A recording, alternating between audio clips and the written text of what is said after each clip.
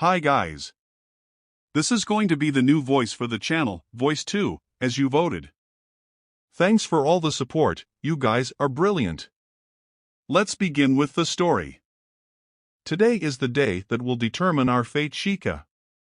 Naruto said somberly as the two perched on top of the Hokage monument in the early morning of the day of the final rounds of the Chunin exams. Gaara sent a message. Baki was overheard and the Sandaime has been informed, alerting all ANBU, Jonin, and Chunins. Is it time for the next step in our plan? Hi. Shikamaru nodded. We need to take out the sound for quickly and discreetly.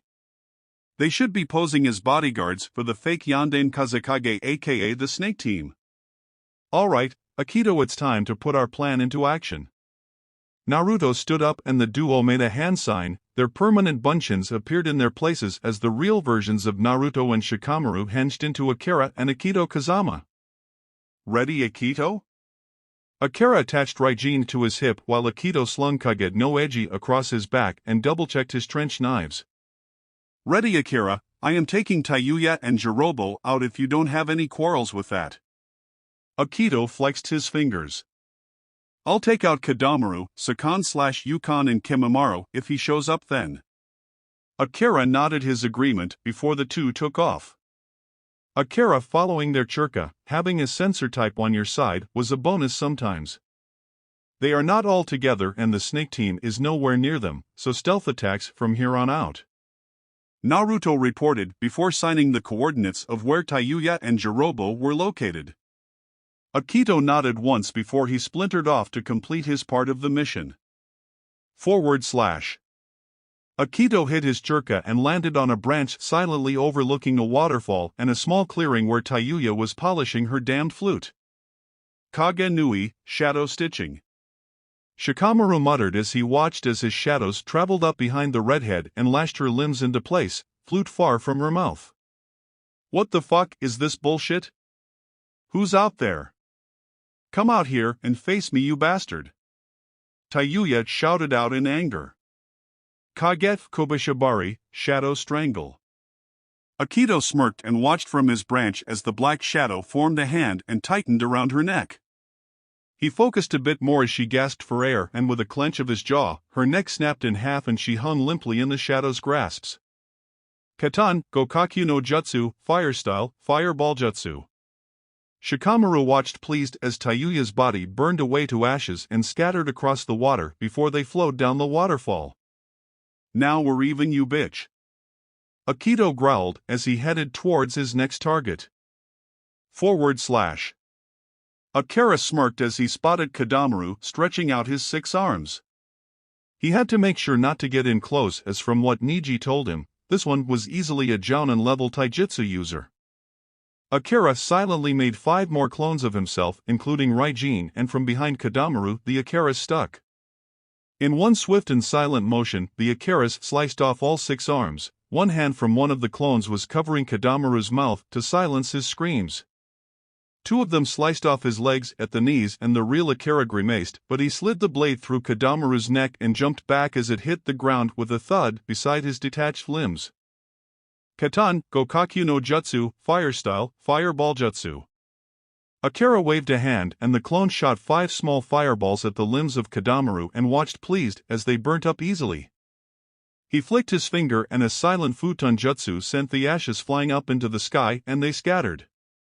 Akira let his clones disappear and he headed towards Sakan/Yukon swiftly as the wind itself. Akito watched as Jirobo munched on a bag of chips, eerily remind the redhead of Choji. He shook off that thought. This bastard had almost killed Choji and for that he would die in a more personal style than he killed Tayuya, but he had to stay away as this ninja could absorb churka and he used his size and strength to his advantage. Kageme no Jutsu, Shadow Possession Jutsu. Akito intoned and watched as his shadow caught Jirobo's. The Yodonin growled when he found he couldn't move as Akito dropped out of his hiding place and the two walked towards each other. Akito drawing Kage no Eiji while Jirobo copied the movement but his hand closed around nothing but air. Who are you? Jirobo growled angrily as he eyed the katana. Your executioner. Akito said in a flat tone. With a flick of his wrist, Jirobo's head was separated from his neck in a spray of red blood. Akito released his jutsu and fired a small ball of fire at the two remaining pieces of the ninja and smirked as the ashes disappeared in the breeze. That was for Choji. Akito growled before he disappeared back into the shadows of the trees. He had to meet Akira at the rendezvous point to finish off phase 1 of their invasion plan. Akira looked down at Sakan/Yukon as the two brothers bickered. He could not sense Kimamaro's churka anywhere in the leaf. If what he heard from Lee and Gaara was correct, he must have left to get treatment from Kabuto but died from his sickness nonetheless before he could actually kill the two. So if he waited long enough, the sickness would kill him and no fighting would be needed. Akira gently laid his palms on the ground before him and kept his indigo eyes trained on the brothers in front of him. Doton Kekai, Daro Domu, Earth-style barrier, Earth Dome prison. Akira whispered, using Jirobo's jutsu against his own teammate. Akira watched as the brothers were trapped within the prison and the redhead made a small opening at the top of the dome. Katan, Gokakyu no Jutsu, Fire-style, Fireball Jutsu. Akira intoned as he hovered on the wind using his wind affinity and his churka control. He shot the fireball down into the opening and didn't flinch as he heard the muffled screams of the brothers burning. He kept the stream of fire up until he was completely sure the two were dead and burnt to ashes. He dropped both his jutsus and watched as the wind whisked away the remainders of Sakan/Yukon. Akira took off towards the rendezvous point where he knew Akito was waiting for him. So, was that easier the second time around or was it just me? Akito asked as Akira dropped down next to him. No, it was much easier. Akira agreed. Now to finish this part of the plan, we then should swap places with our bunchins and get to the exams before I have to fight Niji. Right. Akito nodded in understanding. The two made a hand sign and watched as permanent bunchins of the Sound 4 appeared beside them. Prefect. Go and carry out the plan. Akira ordered and the bunchins nodded and the four took off to fulfill their roles. Ready to head out? Akito questioned and the other redhead nodded and the two flew out into the village in two red blurs. Thus began the rumors of the two mysterious red blurs that would grow into something more before the day was through. Akira and Akito watched as Naruto and Shikamaru made their way to the arena with Shikaku and Yoshino. The two had to wait until the four separated before they leapt down and with no one around swapped places. Naruto worked out a kink in his neck as Shikamaru tightened his standard ponytail as they approached the box housing all the fighting genins and their Jonin senseis. About time. Danma the protector for the final round called as the two walked in, trying to hide their smug smiles. We didn't think you would show. Please, we wouldn't miss this for anything. Naruto smirked, eyes flickering to Niji who was glaring hatefully at him. Even if it's troublesome. Shikamaru sighed while Temari huffed at the comment. Chin up, Shika. When the day is done I'll let you sleep all you want. Naruto whacked the Nara on the back enthusiastically while the black-haired Genin grumbled under his breath. I better get to. Shikamaru grumbled knowing that he and Naruto were going to need a week to recover from everything that was going to happen today. Are you ready, Shikamaru? Asuma questioned his Genin curiously. As I'll ever be Asuma-sensei. Shikamaru said truthfully as the two moved away from the others in the room so he let his voice shake a bit. He was in fact scared of what was to come and he hoped nothing major had changed thanks to the ripples he and Naruto had made during the prelims. He noticed Sasuke was there on time, so the bonus was that he wouldn't have to fight and be exhausted when the time came. I'll be cheering for you, Shikamaru.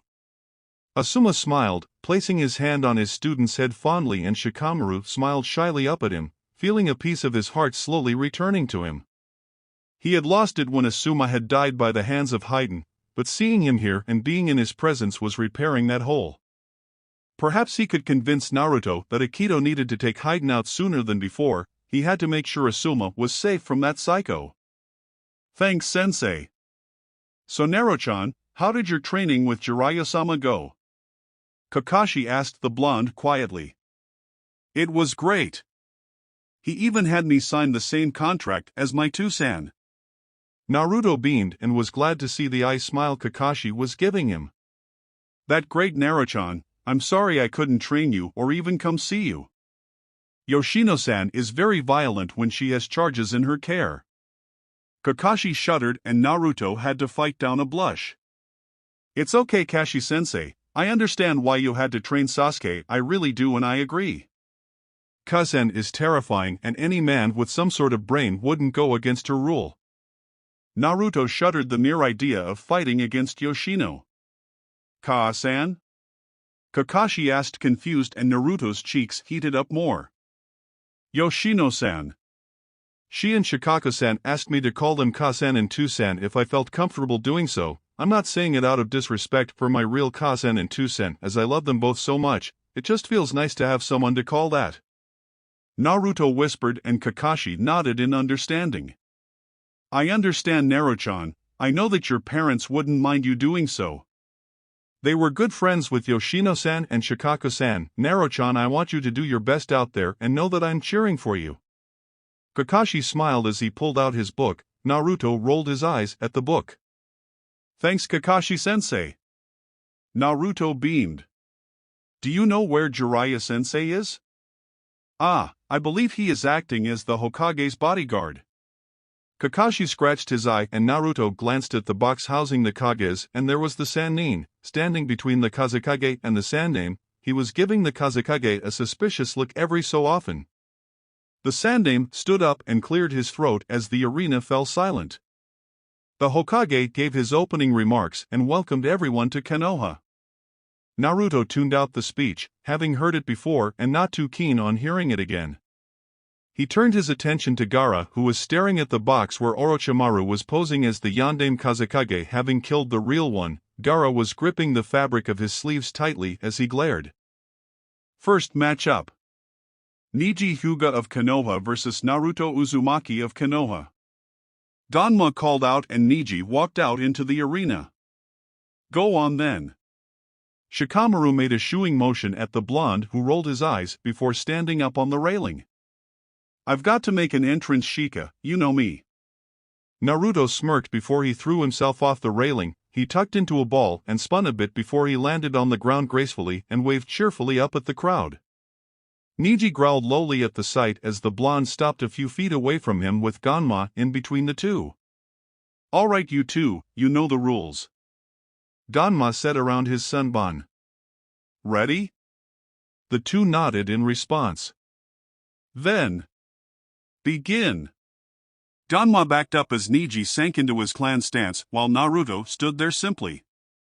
Neji growled and rushed forwards and in a blur of movement the two started their dance.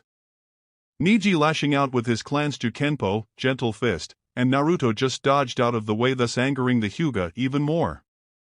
Naruto had subconsciously tuned out all the words about destiny and fate the Hyuga had been spewing for the whole battle as he had heard it all before and had no desire to hear it all again. It was painful to see one of his best friends back as his old hate-filled self again and Naruto decided it was time to out-logic and anger him. Sorry, I didn't catch a word of that. Naruto wiggled his pinky in his ear as he leapt back from another attack. He could see the steam coming off of Neji's face as the Hyuga growled like an animal and sank into a familiar stance. You dare, take this. Hakurokujuyan Sho, Gentle Fist Art, 8 trigrams 64 palms. Neji used the attack that only main branch members were allowed to learn. Naruto stood his ground and let all the blows hit him dead on before falling to the ground. This battle is finished and your destiny to lose to me is complete. Neji sneered but Naruto just smiled around the blood trickling out of his mouth before the blonde disappeared in a puff of smoke showing he was a Kage Bunshin. What?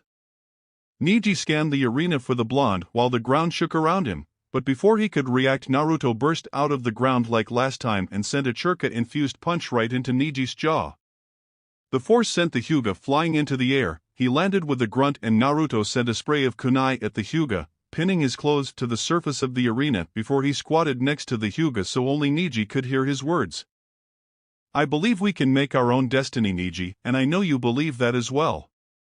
After all, aren't main branch members the only one allowed to know 8 trigrams 64 poems? That is your own way of breaking the destiny you think you are tied to for not being born into the main branch. If destiny were set in stone, I would never have survived the night I was born or any day after that. Yet here I am. You think you are the only one with a horrible seal placed on you. Think again. I have one of the most powerful and most psychotic monsters out there sealed within me. I have to fight every moment of every day to keep it at bay. Okay, the most psychotic part may have been a stretch nowadays, but not in the past. Naruto felt Kurama mentally puff out his chest when called most powerful. I'm still here, aren't I? I make my own destiny, Niji, and you are well on your way to make your own. Don't let your hatred of the past cloud your future. You have to accept it, try your best to understand it, and then you have to work for a brighter tomorrow. What do you say, Niji? Do you want to work together for a brighter future? Naruto finished his speech to the Genin, who was now looking up at Naruto wide-eyed. Naruto Uzumaki. You are something else. Niji swallowed and averted his eyes. I can't just let go of my hatred as easily as you can. It will take time, trust me, I know. Nothing was easy about letting it go for me. Naruto said soothingly. Start with finding out the truth of what happened to your father. Niji's head whipped around at those words. When the time comes, things will change in your clan, I can promise you that, and I just know you will be at the head of these changes. So, what do you say, Niji? Will you help me change the future? Naruto asked, holding out his hand to the Hyuga, his words having a double meaning to them. I say. I'm looking forward to it. Niji said slowly. Naruto grinned happily as he removed the kunais pinning him and hauled the Hyuga up. Proctor, I forfeit. Niji's voice rang out and the stand erupted in cheers and shouts. Winner Naruto Uzumaki of Konoha. Danma raised his hand closet to Naruto, who smiled softly at Niji. When this is all over, we should have a spar. Your Jukenpo is amazing and I can't wait to fight against it in a friendly fight. Naruto suggested and earned a small smile from Niji. I would like that, Naruto. Thank you. Niji shook Naruto's hand. Ah, it was nothing. Naruto blushed as the two left the arena. Niji swallowed when he saw Hayashi waiting for him. Naruto patted the Hyuga's shoulder before walking past the head of the Hyuga clan with a heavy glare set in his face, and he made sure Hayashi could see it. // So how was that for outsmarting him? Naruto asked Shikamaru when he entered the box. Worthy of a Nara. Shikamaru commented while Kakashi patted Naruto's head in his version of praise. What did you say to him anyways? No one could hear a word of it. Kakashi asked the blonde. It's a secret. Naruto smiled cheekily, gaining a fondue roll from the jounin before the blonde went to stand by Shikamaru and Gaara, who were standing beside each other at the railing. The 5-minute signal just went off. Gaara muttered to the two. Good luck, Gaara, try not to kill Sasuke, will you? Naruto whispered as Sasuke headed down towards the arena. No promises. Gaara growled. I like his way of thinking. Can't we kill the little whelp? Kurama questioned. We can't kill this Sasuke for something our Sasuke did. If we can swing this right, he will make a fine Anbu Taicho for Konoha. Naruto reminded the fox that just grumbled annoyed but settled in the watch what was going to happen next. Next match. Gaara Sabaku of Suna vs Sasuke Uchiha of Konoha. Danma announced the next match and the redhead using his sand entered the arena across from the Uchiha. Ready, begin. Danma backed off and Sasuke went on the attack. Gaara was forced to play defense as he used his sand to block every attack the Uchiha made. 5, 4, 3, 2, 1. White feathers fell around the stadium. So it begins. Naruto muttered as he and Shikamaru quietly released the genjutsu before falling to the ground asleep like the others around them minus Kankuro and Temari. Asuma and Kakashi quickly dispelled the genjutsu around them and checked on the sleeping genin still in the box. Temari and Kankuro had leapt out to join their little brother the moment the feathers fell. They are okay, Asuma, we need to go. They will be safe here. Kakashi looking up from his place by Naruto, Asuma nodded and touched Shikamaru's forehead briefly before the two Jonins disappeared from the box. Naruto opened his eyes and sat up next to Shikamaru. After making sure Shino was still out, the two created their bunchins and left them sleeping in the room and hinged themselves into Akira and Akito. Akira woke up Naruto and Shikamaru while Akito woke Shino. Who are you? Naruto demanded as he leapt to his feet next to Shikamaru and Shino, all three falling into defensive stances. We are allies, there is an invasion by Oto happening. Suna was supposed to be in on it, but thanks to Sabaku no Gaara they are now on Konoha's side.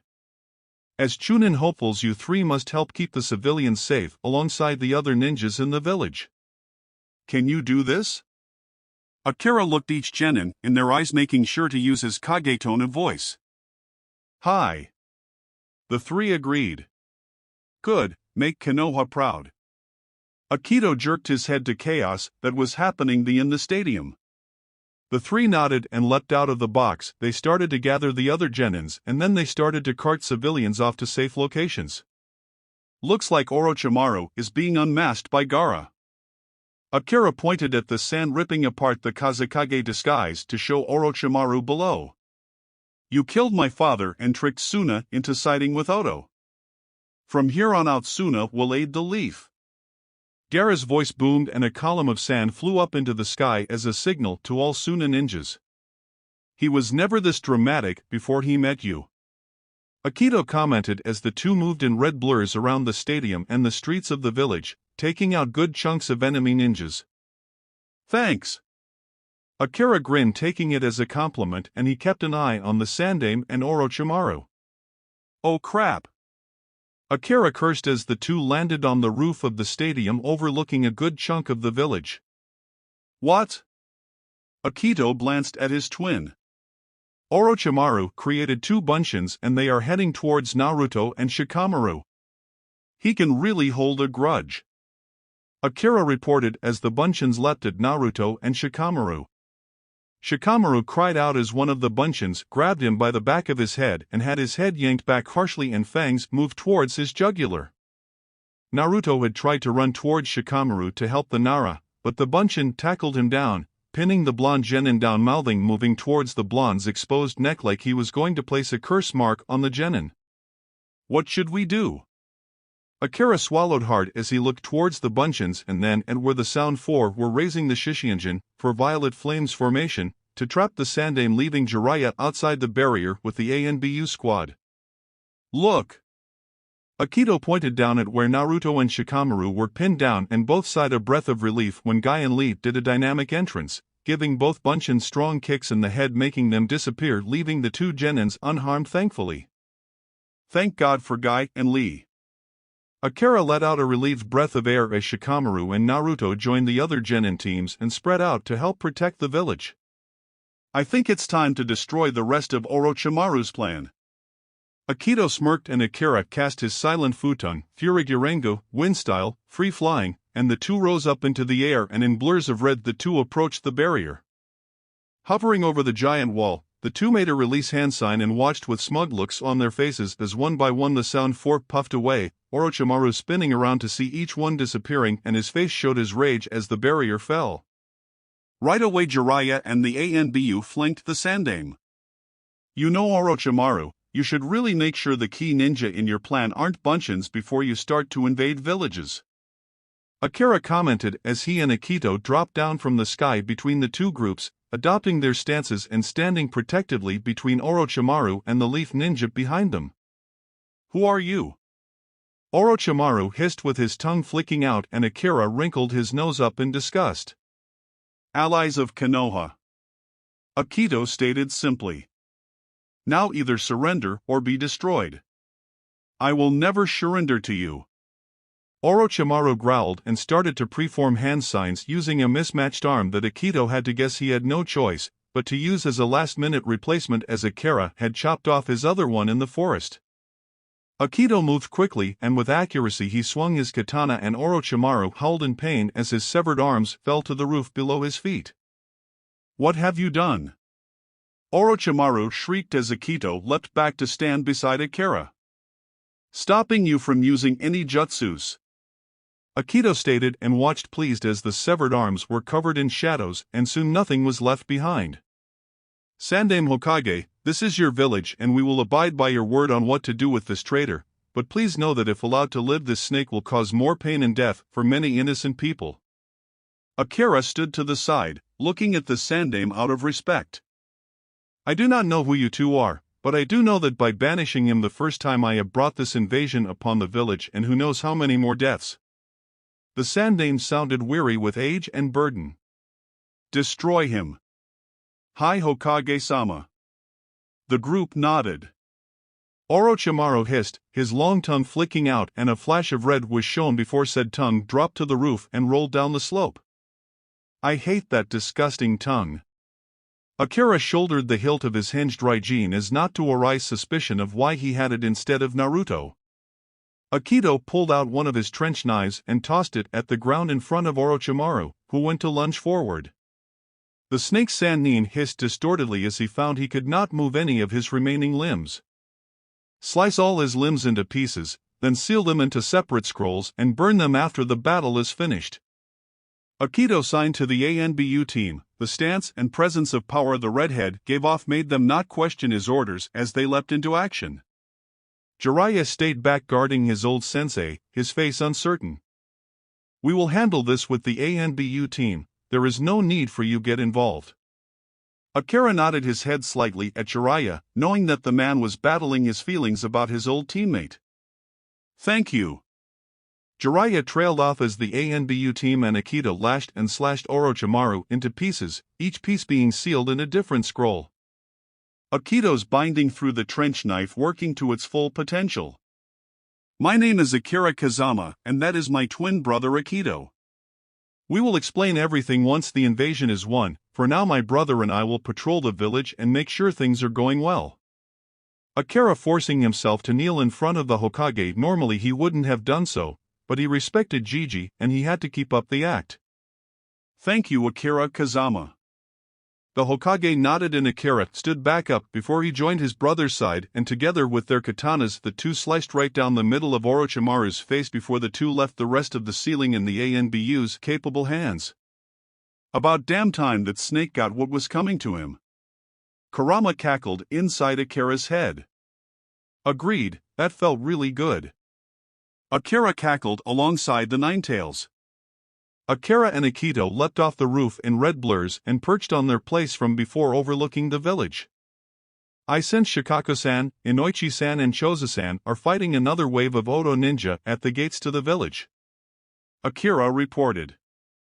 "I will aid them before moving on to find Irika-sensei and the academy children to make sure they are safe," Akito said and Akira nodded once and Akito ran off in a red blur. "I'll help out some of the cute little genin then."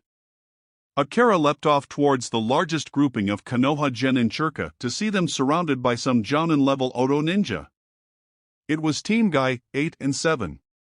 Each genin was sporting their own injury of a sort and seeing the blood coming from his friends boiled Akira's own. "Let's show them true power," Kurama hissed.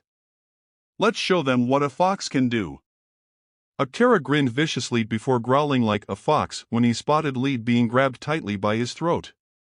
In a blur of red, Akira moved in with his katana pulled out and after infusing it with some churka, Akira attacked. Lee suddenly was dropped onto the ground. Tenten grabbed the back of his suit and dragged him back away from the red blur that was darting between the group of enemy nins. "What is going on?" Kiba questioned as he adjusted his grip on a kunai Akamaru growling slightly by his feet. Shino and Hinata did not have an answer for him. "Whoever he is strong and is using a katana." Tenten observed the flash of steel was seen every so often. Niji had his Byakugan activated and he steadied himself after looking at the red blur intently. This person has the strangest flow of churka I have ever seen, and there is a ton of it. Niji reported.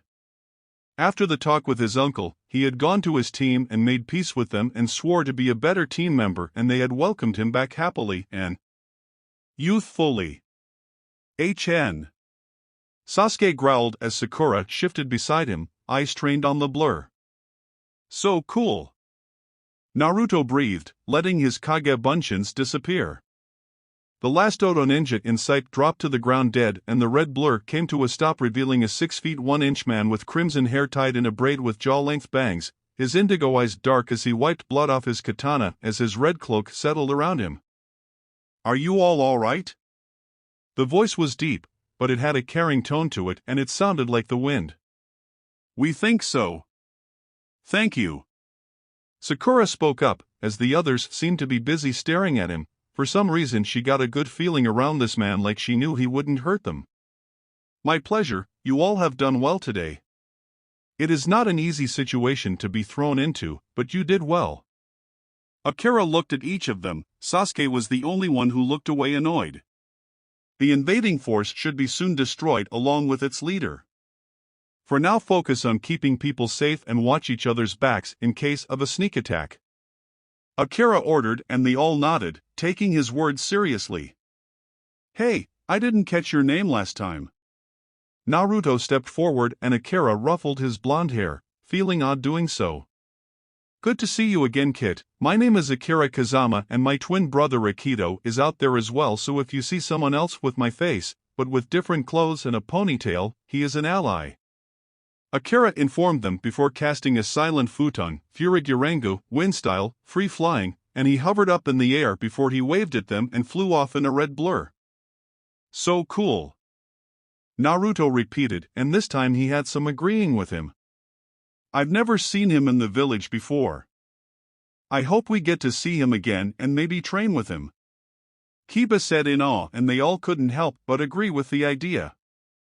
// Akito speeded towards where he could now see the older generation of Inoshikacho fighting off a large amount of Oto ninjas on their own.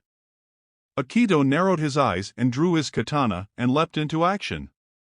He sliced down an enemy who was sneaking up behind Shikako. The Nara head whirled around to see Akito yanking his katana out of the ninja, and the body was eaten away by darkness.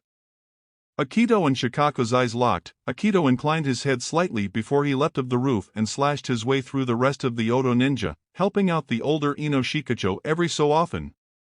When the last enemy fell, the trio glanced up at Akito, who was standing up on a higher roof, the wind billowing his cloak and ponytail out behind him as he sheathed his katana on his back.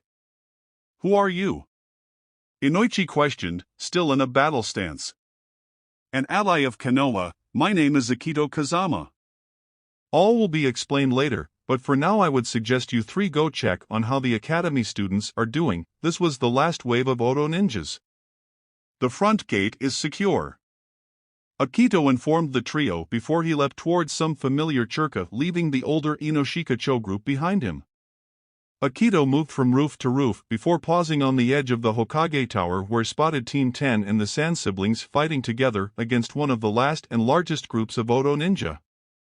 Akito drew his katana once more and dropped down and punched one of the Oto ninjas in the nose with the hilt of his katana, knocking him into a few other ninjas behind him. That ninja had been coming up behind Ino ready to kill her, so he got there first. Akito turned into a blur as he attacked the group of Oto nin, working with Gaara's sand, Kankuro's puppets, Temari's futonjutsus and Shikamaru's shadows. Akito took down the enemy ninja while letting a few through so Ino and Shoji could take them down in close combat. Once Akito felled the final enemy ninja, the redhead turned back to the group of Genin, seeing Gaara hiding a smirk behind his slowly dissolving sand barrier, as the Kazekage knew of his and Akira's appearance changes. Thank you for your help. Who are you? Ino bowed her head to the redhead, her cheeks pink. I am Akito Kazama. My twin brother Akira and myself are allies of Konoha. The invasion is over now. Return to the stadium and find your families, friends, and senseis. I'm sure the Hokage will have something to say to you all. Watch your backs and be careful on your way back. Akito explained. He nodded at Shikamaru, who nodded back before Akito glanced up to see a red blur pausing over him, and Akito suddenly floated up into the air to join the red blur. So, that went well, huh? Akira asked as the twins made their way back to the stadium where the surviving Leaf Ninjas were now gathering, reuniting and treating injuries. Much better than last time. Akito nodded as the two took up their usual perch on the roof. That is the biggest understatement in history. Akira nodded sagely. Now here comes the backlash. Akito commented as Shikaku, Inoichi and Choza appeared on the roof behind them. The Sandaime wishes for us to escort you two to his office to wait for him while he organizes things here. Shikaku said with his arms crossed, as he looked at the twins interested.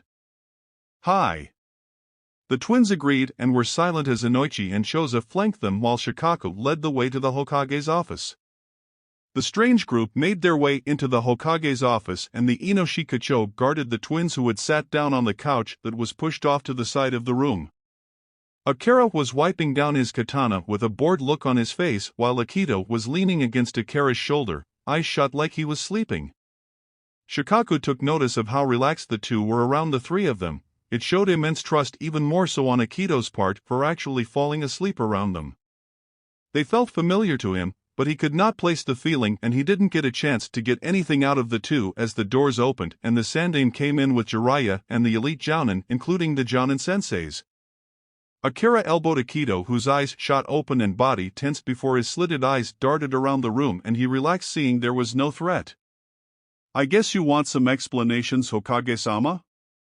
Akira asked, the two not making any move to get off the couch. Akito sighed, knowing this was going to be a real test to see if their story would hold up with every ninja in the room. Everyone is calling you two the Red Demon Twins. The Sandaime started with amusement in his voice, making Akira grin. He finally followed his parents in the line of nicknames. I thank you for helping out during the invasion and for keeping our beautiful village safe. The Sandaime went on to say before he looked at the Jounin senseis in the room. We heard that you helped out our teams, Akira. Kurenai looked at the one with the braid, being able to tell the difference thanks to the reports Team Guy 8 and 7 gave.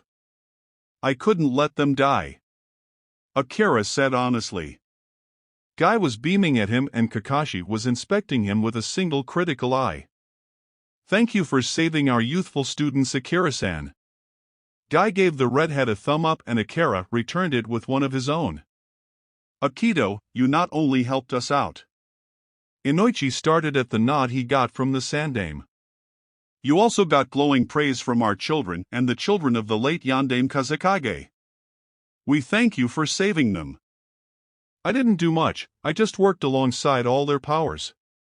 Akito said modestly as he took the compliment. Now that you have all buttered us up, why don't we get down to the real reason why we are here? Akira looked at Hiruzen, who nodded at the statement.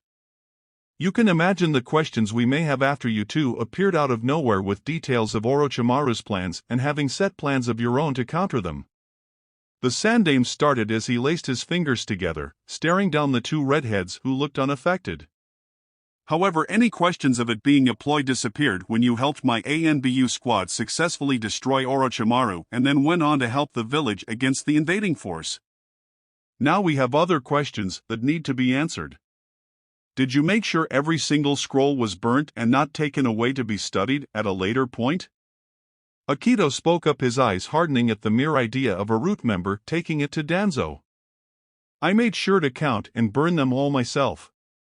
Anko then came and reported that her curse seal that is linked to Orochimaru himself has vanished, meaning that he is dead.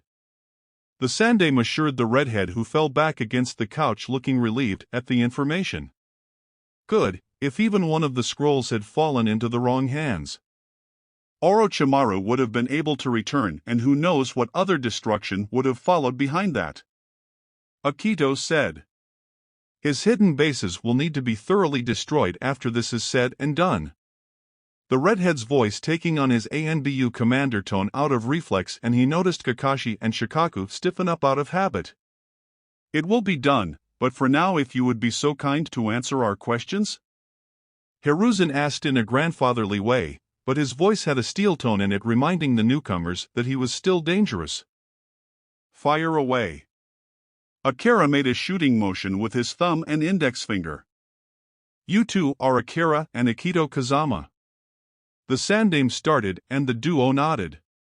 You say you are allies of Konoha, but you knew details of Orochimaru's plans before the invasion ever came to pass. How? I shall start at the beginning, otherwise it would not make sense. Akira crossed his long legs on the couch to get comfortable. Akito grumbled as his twin's legs whacked him and edged away, much to the amusement of the jounins in the room. Please go ahead. Hiruzen nodded his agreement. We do not belong to any village, we were born on the road and we grew up on the road. We passed through many different villages and were taught by many ninjas in the ways of ninjutsu, taijutsu, kenjutsu, genjutsu, weapons and battle strategy. Our family has different blood and chakra than others do. We have blood of seers, we are able to see a certain amount of time into the future when it is needed. We heard of the Chunin exams taking place in Konoha, so we decided it would be interesting to come and see the village and the skills showcased.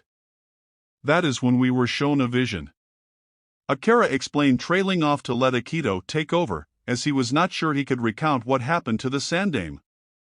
Our vision was of Orochimaru invading Konoha with Oto and Suna, as he killed the Yandame Kazekage and used his face to influence Suna into attacking the leaf. In the vision we saw, the Sound Four would erect a barrier and Orochimaru would reanimate the corpses of the Shodai and Nidame Hokages, and at the end of the battle the Sandame Hokage would be dead. Akito said emotionlessly. Thus making this the first event in the Fourth Shinobi War that will destroy everyone and everything. We simply took out the Sound Four before the final round of the Chunin exams and replaced them with hinged buncheons. So when the time came we could stop Orochimaru's plans in its tracks. Akira tacked on before the two redheads sat back and let the new information sink in. The office was silent as each ninja processed the information in different ways. However, thanks to your efforts, that fate has been avoided. The Sandame broke the silence. Yes, but as horrible as it is to say, your death opened the way for an amazing Godame to step up. Akira swallowed. Who? Hiruzen asked curiously. Tsunade Senju. Akito informed them. Tsunade? Godame? Jiraiya gaped at the two redheads who just nodded. We have seen her do amazing things for the village. Akira said honestly, he wasn't even lying at this point. Tsunade was exactly what the village needed. I was thinking, after everything that happened today, it is high time for me to retire. Hiruzen laughed, waving off looks he was getting from the others in the room. So? You believe us? Akira couldn't help but let some of his emotions through in his words. Yes, I do. The Sandame nodded and slowly the others in the room agreed with him. Arigato. The two bowed their heads, smiles on their lips. Why don't you two go get some sleep, after all you two fought hard today? The Sandame said kindly. Kakashi will escort you two to a room here until arrangements can be made. Hi, arigato Hokage-sama. The redheads bowed as they pulled themselves off the couch and followed after Kakashi, who was already heading out the door. Thank you, Kakashi-san. Akira nodded his head at the silver-haired jounin. Ma, Kakashi is fine. I should be thanking you, part of that group you saved was my Kawaii Genin team.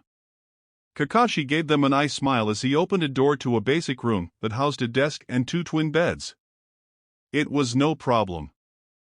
Akira rubbed his head, laughing slightly. Kakashi blinked at the familiar gesture. Naruto and Minato did the exact same thing. This only served to make the copying more curious, and now he had the perfect excuse to get to know the twins better. If it's not too much trouble, could you two come and train with us? I think it would serve them well to see true teamwork in action. Kakashi asked. Akira blinked, taken back at the request. We would be honored, Kakashi. Akito spoke up and Kakashi nodded his head and left the twins to their new room. Holy shit, that just happened.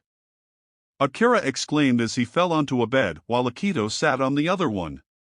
We need to change back and get some solid rest. We can talk about all this later, I think we've done enough for now. Akito put his twin back on track. Right.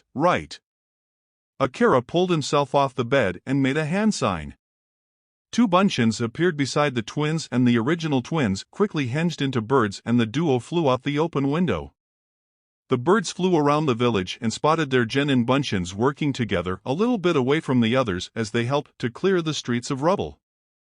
The birds let out high-pitched cooing and the two Genins walked around the corner and out of sight of anyone. The birds landed and lifted their hinges as the two Genins puffed away and the original Naruto and Shikamaru staggered back as the bunchins' memories hit them along with their exhaustion. Damn, I'm even more exhausted than before. Naruto groaned as the two went back to work. I feel like I could sleep for a solid month. Seems like Akira and Akito were a hit among the Genin. Shikamaru whispered to the blonde. Oh god, I think Sakura and Ino have crushes on us, who would have thought? Oh great, Sasuke hates Akira, this should be a good time. Naruto laughed before he looked down at his hands and frowned as he noticed they were trembling. Naruto looked up at Shikamaru and saw the Nara was swaying dangerously and body shaking like a leaf. Shika! Naruto took a step towards the swaying Genin, but instead he found the world tilting on a slant.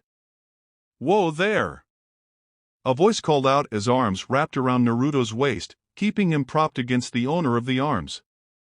Naruto glanced up and saw Asuma was heaving his student into his arms and the Nara had his eyes closed, clearly having passed out.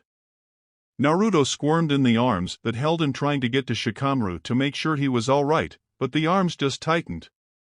Relax Naruto-chan, it's over. Kakashi's voice soothed the blonde as he adjusted his hold on his student, shifting him so he was holding the blonde the same way Asuma was holding Shikamaru. You two have been through a lot today, we'll bring you to Yoshino-chan. Kakashi nodded at Asuma. You have no idea. Naruto thought to himself as Kakashi and Asuma leapt roof to roof heading towards the Nara compound with their students in tow. Kakashi and Asuma kept glance down at their charges as they traveled. Shikamaru was already out of it and Naruto tipped over the edge as the group landed by the front door of the Nara compound. Asuma kicked at the door a couple of times and it flew open to reveal an upset Yoshino Nara waiting there. Oh my god! Are they okay? Bring them this way. Yoshino hurried down the hall with the Jounins trailing behind her. Yoshino opened the door to Shikamaru's room and went about readying the bed for the Genins. They are just exhausted Yoshino-chan, nothing good food and bed rest won't cure. Asuma assured the women as he placed Shikamaru down on the bed, removing the Genin's shoes and gray blood-stained jacket. Kakashi laid Naruto next to the slumbering Nara, removing the blonde's shoes and Hitayate. The two Genins curled towards each other subconsciously, both sleeping peacefully. Naruto's hand moved slightly and curled protectively around Shikamaru's previously injured wrist as the two slept on. Tell me what happened out there right now. Yoshino turned on the two Jounins the moment she slid the door shut. Asuma and Kakashi took turns explaining what happened during the exams and the following invasion. I am glad they are safe. Yoshino sat down in a chair in the dining hall with a heavy sigh. I'm restricting them to bed rest. Again blasted troublemakers. She grumbled while Asuma laughed slightly and Kakashi gave an eye smile. The trio startled suddenly when a muffled shout and a thud came from Shikamaru's room. The three were racing towards the room and Asuma slid open the door before the three stopped to take in the scene before them. Naruto was still on the bed, but he was now sitting up with his knees drawn up to his chest. His head was hanging down on his chest and his fingers were tightly gripping his blonde locks while he shook and muttered to himself. Shikamaru was leaning heavily against the wall across from the bed with his long black hair hanging over his shoulders shielding his face. His whole body was shaking as well and his right hand was making the motion of flicking on and off a lighter one that Asuma was very familiar with, but was confused as to why Shikamaru was mirroring the motion like he had been doing it all his life. Go! Yoshino pushed the two jounins, knowing that this time she needed to step down gracefully as she left the senseis to deal with their students. Kakashi sat on the bed in front of Naruto and ever so gently placed his hands on Naruto's own, pulling them out of the mess of blonde hair. "Naruto-chan?" Kakashi whispered and was met with sky-blue eyes so full of raw sorrow and sadness that it hurt Kakashi's heart just to see his Genin's eyes. "Kashini-san?" Naruto whispered, his eyes widening.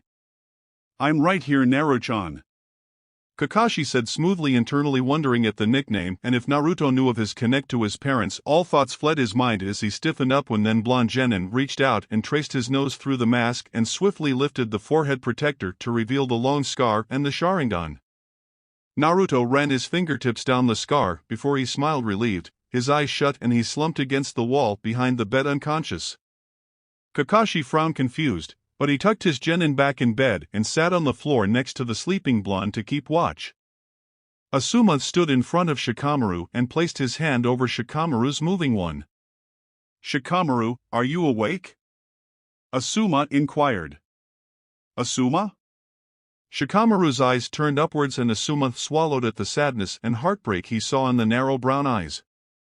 Suddenly Shikamaru's hands were patting down Asuma's stomach and the side of his bearded face. Relief showed in his eyes as he slumped against the wall and slid down it. "You're alive," Shikamaru whispered happily before his eyes closed and he slumped to the side, hands lying up by his face, his fingers curled up slightly with strands of black hair splayed over his face. Asuma blew out a puff of air, confused, before he picked up the slumbering preteen and placed him back on the bed beside the sleeping blonde, and the two jounins watched amazed as the two curled towards each other once more and their hands gripped the other's forearms protectively. "What just happened?" Asuma looked at Kakashi, who was still sitting by the side of the bed. "I suppose the stress of the invasion today got to them. They must not have known if we were alive or not for the whole time they were fighting. They are only 12 and this was the first time they truly saw battle and death of this scale." Shikaku theorized from his place in the doorway. He had come in when the two jounins were tending to their genins. "That makes sense." Asuma rubbed his neck, not making eye contact with Shikaku, and Kakashi hummed his agreement to the Nara's theory. "If you two have the time, Yoshino-chan is making some food," Shikaku offered before he walked out of view. "We haven't eaten all day." Kakashi glanced at Naruto and Shikamaru once more before moving to follow the Nara. Asuma did the same before he followed the silver-haired Genin out of the room, making sure to shut the door behind him. A week has passed by and only now were Shikamaru and Naruto allowed to leave the compound to help out in the village. However, it seemed for naught because thanks to the actions of the Red Demon twins there was minimal damage to the buildings in the village. Naruto walked along the streets with his head held high every time he heard a whisper about the Red Demon twins, while Shikamaru had a proud smirk on his lips. Apparently, the twin redheads had made quite the impression on the village and many were interested in seeing them again, none more so than the Genin teams. On occasion people could spot two red blurs passing through the streets. Naruto and Shikamaru had ordered their bunchins to appear in the village every once in a while as they both now had their Konoha headbands thanks to the Sandame. Akira had his tied to his forehead under his red bangs and Akito had his sewn into his left upper arm sleeve, much like Naruto and Shikamaru wore theirs. The two Genin knew that had to tread more carefully around Shikaku from here on out. The older Nara seemed to be getting these knowing looks in his eyes whenever he spoke to the two or when Akira and Akito were brought up.